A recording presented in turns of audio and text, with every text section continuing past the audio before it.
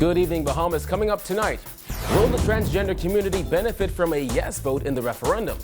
Highlights from Junkanoo Carnival, plus we take a look at the top quotes of the week.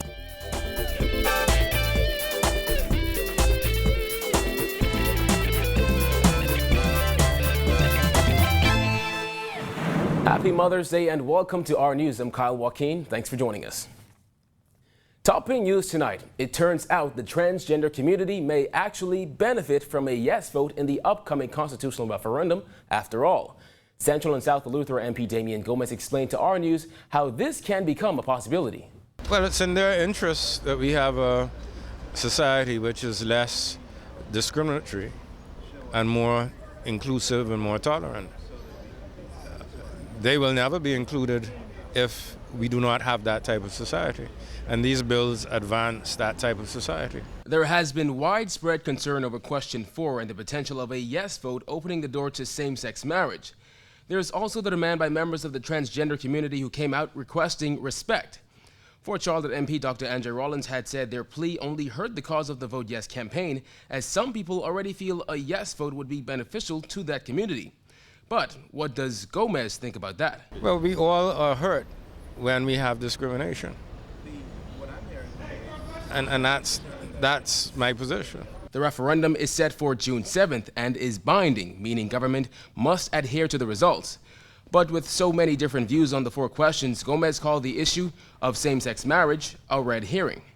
It doesn't arise, and as I've said in an interview recently, gay couples can legally enter into formal agreements in which they set out their obligations as if they were man and wife. And the courts will have to deliberate on disputes arising out of those formal agreements. That's where we are. And that's where we are now. Well, Engliston MP Gladys Hannah Martin is one of the few females sitting in Parliament and fully supports a yes vote in the upcoming referendum.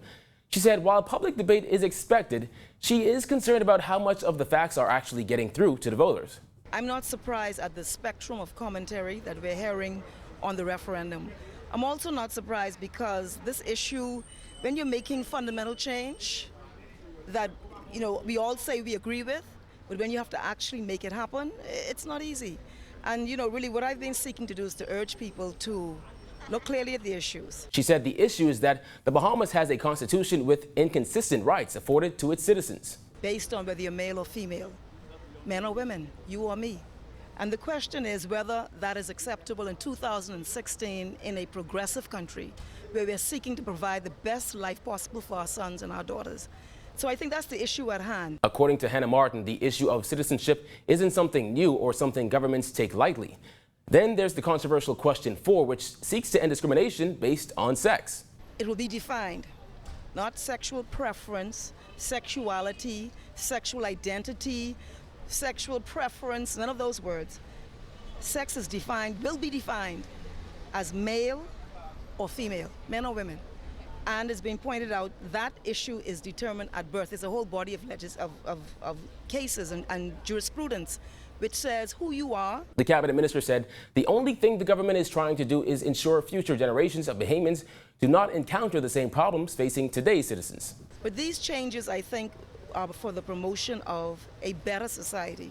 And what it seeks to do is to create balance between men and women in our country so that our sons and our daughters, our boys and girls, have equal rights and they're able to step out and fulfill their fullest potential as human beings. That's what it's all about. They're as good, we will be as good as they are.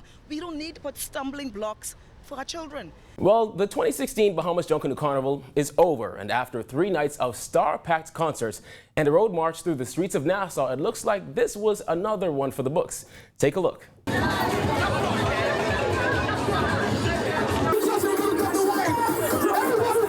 Crowd is already geared up. We got a long route ahead of us. We probably get down to site by 6:30 and have a real good time once we get there. But along the way, I'm sure we got thousands of people just waiting to see us. This is a very long route, and this is a very hot costume. Don't worry about that, man. This takes conditioning.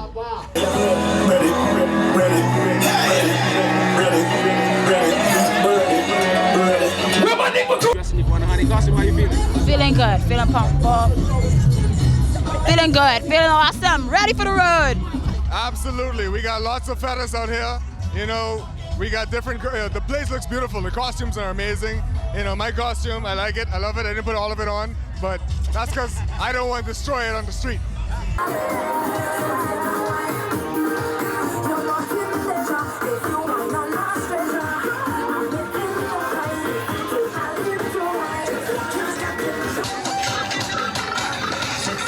Well, Free National Movement Deputy Leader Peter Turnquest says he shares the views of Carnival Band Owners Association President Dario Torelli, who called for the name Junkanoo to be removed from Junkanoo Carnival.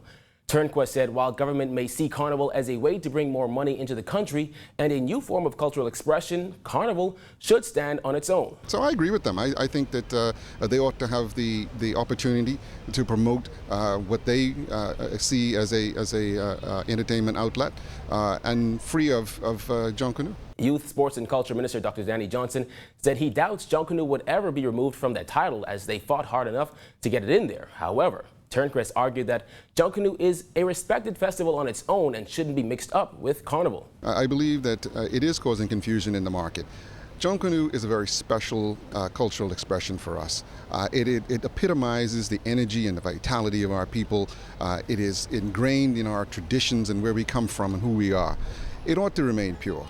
And to combine it with this new festival, this new entertainment spectacle, I believe dilutes that name, that tradition.